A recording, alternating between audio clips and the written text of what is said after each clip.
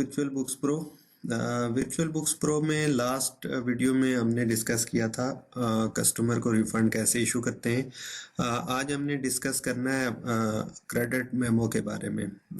Credit memo और refund में difference होता है। क्रेडिट मेमो एक ऐसा प्रोसेस होता है जिसमें आप या तो कस्टमर्स को डिस्काउंट देते हैं या उसकी जो इनवॉइस आपने क्रिएट की हुई होती है उस पे आप उसको डिस्काउंट वगैरह करते हैं, या कोई इनवॉइस जो नाकाबिले यानी कि जो आप रिसीव नहीं कर सकते, जिसको बैड डेट्स बोलते हैं, उसके अगेंस्ट आप जो है वो क्रेडिट मेमो इशू करते हैं। क्रेडिट मेमो जो होता है वो फ्यूचर पेमेंट्स के लिए होता है जो आपने अभी रिसीव करनी होती हैं, उन पे आप क्रेडिट मेमो इशू करते हैं। और जो रिफंड होता है वो आपने कस्टमर से पेमेंट रिसीव की हुई होती है, उसको आप रिटर्न जब करते हैं तो वो रिफंड क्रिएट होता है। और जो फ्यूचर्स की पेमेंट्स होती हैं, जो इनवॉइसेस आपने जनरेट की हुई हैं फॉर फ्यूचर पेमेंट्स, उन पे अगर आप कोई डिस्काउंट्स या उनको कोई रिफंड वगैरह करें तो वो क्रेडिट मेमो के थ्रू इशू करते हैं। तो वीडियो शुरू करते हैं। तो चलते हैं, हम सबसे पहले जाएंगे कस्टमर्स में।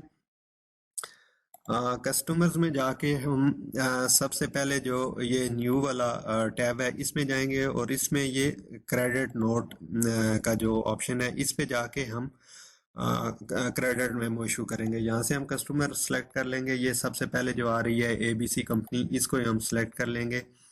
और इसकी ईमेल वगैरह, ये बिलिंग एड्रेस वगैरह हमने नहीं दिया हुआ। तो आप जब कस्टमर वगैरह ऐड करेंगे तो उसमें ये एड्रेस वगैरह, ईमेल वगैरह जेन्युइन जो भी होंगी वो आपने उसमें इशू करनी है। तो ये क्रेडिट नोट डेट आ जाएगी, आज की डेट हम कर लेते हैं इसको।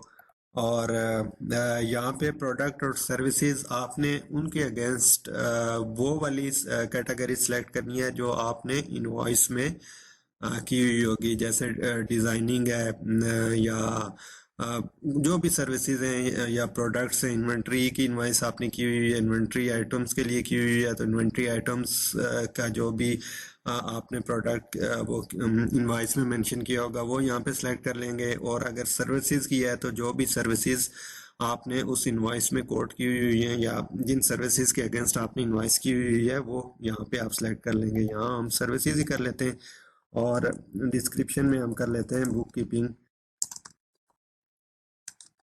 सर्विसेज की। हमने इनवॉइस क्रिएट की थी तो उसके अगेंस्ट हम उनको डिस्काउंट या उस पर रिड्यूस कर रहे हैं उनका जो बैलेंस है। तो 50 का हम कर लेते हैं credit memo.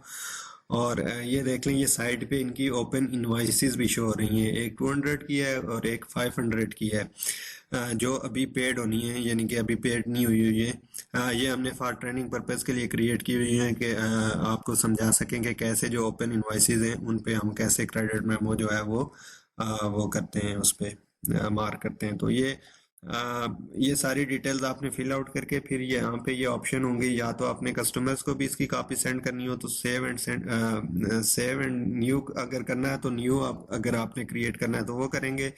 Save and send का ऑप्शन जो है वो अगर आपने कस्टमर्स को भी इसकी कॉपी भेजनी है तो वो सेव एंड सेंड कर देंगे। तो ये हम फिलहाल सेव एंड क्लोज करते हैं।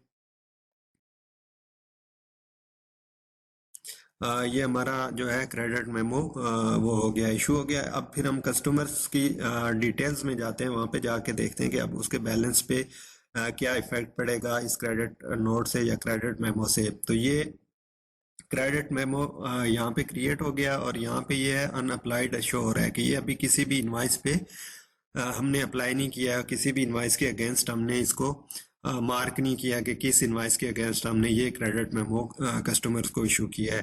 तो ये आप उस वक्त भी अप्लाई कर सकते हैं जब आप कस्टमर से पेमेंट रिसीव्ड करेंगे। अगर ये 200 की इनवाइस पे आप करेंगे तो 50 का आप क्रेडिट मेमो उस पर मार्क करेंगे, और 150 जो रिमेनिंग है वो पेमेंट आप जब रिसीव करेंगे तो ये उस वक्त भी आप इसमें अप्लाई कर सकते हैं इस इनवाइस पे भी। बट अगर आप पेमेंट से पहले ही इनवॉइस पे अप्लाई करना चाहते हैं तो इसके लिए फिर आप ये जो क्रेडिट मेमो या क्रेडिट नोट इशू किया है वो इनवॉइस के साथ अप्लाई करना चाह रहे हैं, तो इसके लिए हम जाएंगे ये न्यू में, रिसीव पेमेंट्स।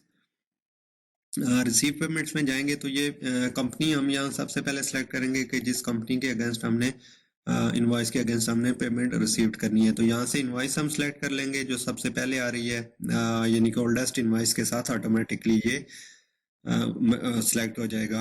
और क्रेडिट नोट या क्रेडिट मेमो जो है उसको भी हम सिलेक्ट कर लेंगे।